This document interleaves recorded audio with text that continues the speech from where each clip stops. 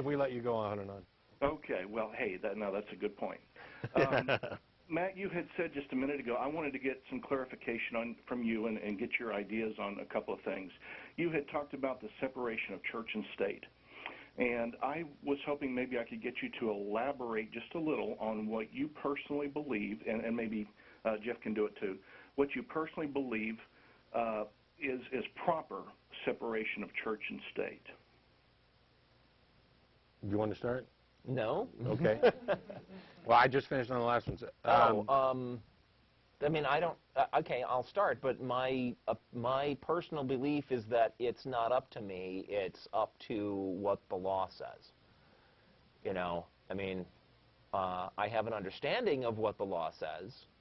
Is that what you want me to explain to you? Because you know, you can look that up for yourself. What do you want the law to say would probably be a better question. I am happy with what the law actually says. So, I mean, and the law says what? First Amendment, come on. Congress shall make no law respecting an establishment of religion or preventing the free exercise thereof. It's the application of the law, the only proper application of that law is a separation of church and state, which means that the government cannot show preferential treatment for, special treatment for, or discriminate against a person based on those things. And I think that it should go far as to not allow religions to become de facto tax-free organizations, that they should in fact demonstrate some benefit to the public in order to earn that tax-free status. But that aside, what it does mean is that when somebody goes into office, for example, they don't have to stop being a religious individual, but they cannot use their religion as within the scope of the function of their office. And there is too much of that. There is too much preferential treatment for religions. It happens by and large with, you know, this fictional Judeo-Christian religion that people have invented in order so that they can cooperate on this. These people who would disagree on plenty of other things. And Islam as well, especially these days. Well, I think that you would find that the majority of people in the United States, the majority being Christian, would be fine discriminating against Islam. I think that the majority of those people probably would be just fine about discriminating against Islam. And here's an example. I'm glad you brought this up. Here in Austin, in the Austin area, there is a bus driver who was fired from the Capital Area Rural Transportation System. It's a government agency. It's basically our buses and public transportation around Austin. He was dispatched to pick up some women and take them to a Planned Parenthood facility, and he refused on the grounds that it violated his religion, and they fired him. And now he's suing them, this government-run organization, because he's claiming they discriminated against him on behalf of his religion. No, they absolutely did not. He had no business taking a job where he might be required as one of his duties to do things that he feels violates his religion. That's his responsibility. Here's the job requirements. Here's what you're expected to do. If you take that job, you cannot then cry foul when they're asking you to do your job and it violates your... How's that different from saying, you know, no, I'm sorry, I'm not allowed to wait on black people because it violates my religion? That's one of the things I love about you. You're such a clear thinker. Okay. No, truthfully. I mean, and I've called in before. I don't know if you remember me, but I'm a Christian, and I call in all the time, and always thank you guys so much for the fact that you're doing so much and that you're offering a service, at least, to make people think about what it is they believe. And frankly, even as a Christian, I think I agree with you wholeheartedly on everything you've said about church and state and the separation of church and state. I think I agree line upon line with everything you had to say. Well, okay. You want to get started on the things we disagree on? Oh, my God. Do you really want to give me that much time? Probably not, but, you know, I figured I'd at least offer. Let me say hi to Tracy, your Wonder Twin. Can you do the Wonder Twin Powers Activate thing again? No, we can't at the moment. She's busy. But thanks for calling, David. Hey, I love you guys. Sure. Bye-bye. Bye. Okay, since we got sidetracked and I did all the answering. Yeah. I have a question. Yeah. Our tax-exempt organizations, are they except for religions, are they required to demonstrate a, positive value? Well, what If happened they're was... not, then I can't see why we would require that for religions. Sure. And what I'm saying is, I think this should be required for everybody, including religions. And what's happened is they've made a few exceptions.